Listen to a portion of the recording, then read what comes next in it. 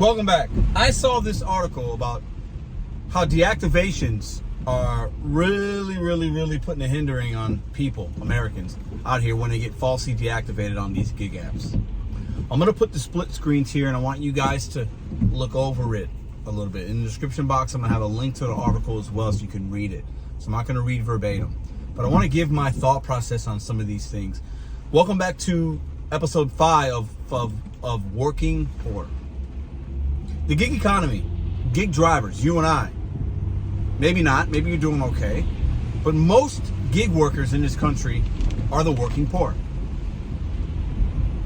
You have a job, you're working, you're earning, you're doing it full time, but you can't make ends meet. You're living day to day, not paycheck to paycheck anymore.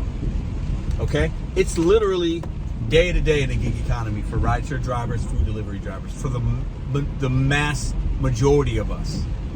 And when you get deactivated, because like in this article says, especially with rideshare, somebody says that you were using your phone. What does that even mean? And there's no vetting process of that. Or, you know, a rideshare passenger says you did something wrong and you didn't, and you get deactivated, and there's no real appeal process. Now, there's been some legislation, and the article points to that in certain places. There's even our friend Torsten.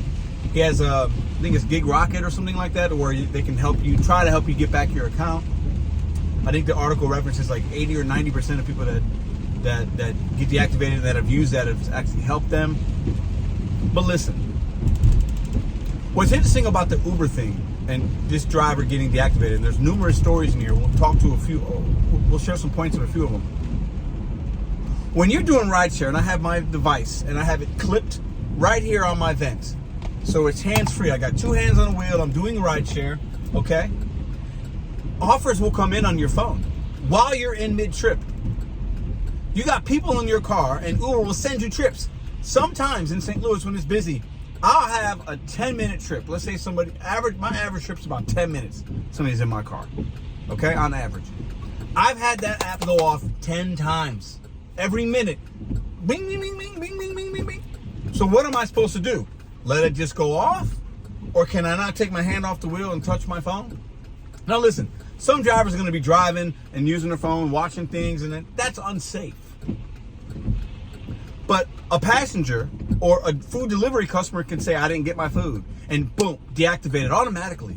The app's already sided with the consumer. Why? And when you're a gig driver and you're the working poor, as I call it, now I'm not saying you're poor, but you guys get what I'm saying, and you lose access to that day-to-day money, within a matter of a month or two, like some of the stories in this article, people are screwed. They can't earn. And sometimes, depending on what apps you have, what market you're in, you might not be able to earn right away on another app unless you got one already. That's why we talk about always having a plan B, C, D, all the way to Z. Because getting deactivated is a gut punch. I've been deactivated. Thank God I had other apps. Thank God I didn't make all my money with DoorDash. But I think these companies need to have something in place, a better appeals process, to where if somebody says, we're going to have some rain here, it's good, I like it, it's good ambiance. If somebody says, Pedro did something wrong, I need to be able to submit something and still earn. Unless there is evidence via a customer sending a video or some kind of in-app chat that proves I was cussing or being rude or some kind of sexual advance, like unless it's proven, I should be able to earn on the app until a human being sees and makes a decision. Because like the article also points, several of the people that were impacted, the drivers impacted in this story, once a human being saw it and they actually got escalated, they got back on the app and they were earning.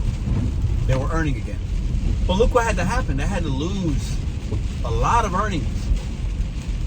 And they didn't, and many times they get nothing wrong.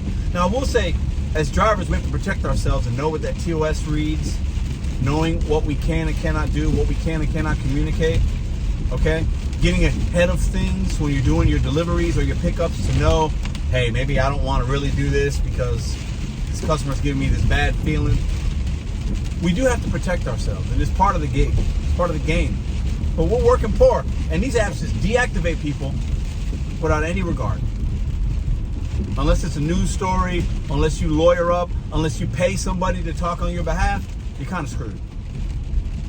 Right now, if Uber deactivated me because somebody I picked up today was like, oh, he was speeding, he was using his phone, he was rude to me, they might, because of community guidelines, they might just get rid of me.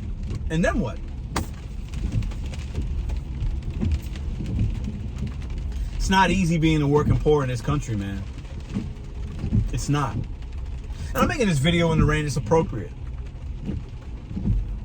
It's appropriate.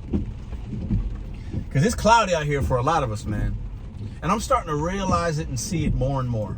And it's not that I'm like anti these companies all the way. They provide us opportunities. They provide us earning potential. They provide us platforms. And they spend a lot of money to provide us a platform on our device. But they have to have better systems in place when it comes to drivers being falsely deactivated, like this news article is pointing out. They just have to. And we're not employees, so there's no HR department. We can't knock on an HR desk saying, hey, hear me out here. We don't have that. And some states have passed certain laws and legislations that give us some more rights. But we don't have it because they classify us as independent contractors, so it's like the gift and the curse. The gift is we're independent, we got some freedoms, we got this, we got that. Mostly we're on our own, but then when things happen, the curse is they can just shut your app off. They can deactivate you. And if you're full-time, you're in a really bad spot. Unless you got other apps. And even if you do, those apps might not hit. Like, if you want to read this article, it talks about, hey, I was earning $1,000 a week, and I think the guy went from that to like 300 or 400. I mean, that's a significant drop. You can't pay your bills. If you're doing this kind of work and you're doing it full time, and you got family, you can't afford any kind of earnings loss. None. The margins are so low. We're not working paycheck to paycheck. It's day to day. Delivery by delivery, rideshare by rideshare. Literally, that's what it is. So, put in the comments have you ever been deactivated? Do you worry about that? Do you think about that? I don't think about it that much. But when I read these stories and I'm thinking, well, wow, they got back on the app. That's great. But that shows you that there's a problem in the system. It shows you. Because if they really did something wrong, they wouldn't just let them back on the app. Anyways, I got to get a haircut. I wanted to bring this article to you guys. You guys read it and let me know what you think in the comment section down below. We have to protect ourselves when we can, but really at the end of the day, it's a gift and a curse. There's only so much we can do and we can control. Protect yourself when you can. But these apps got to have better deactivation policies put in place. And I know sometimes they've situationally done some things and some improvements, but they can do better. See you guys in the next video.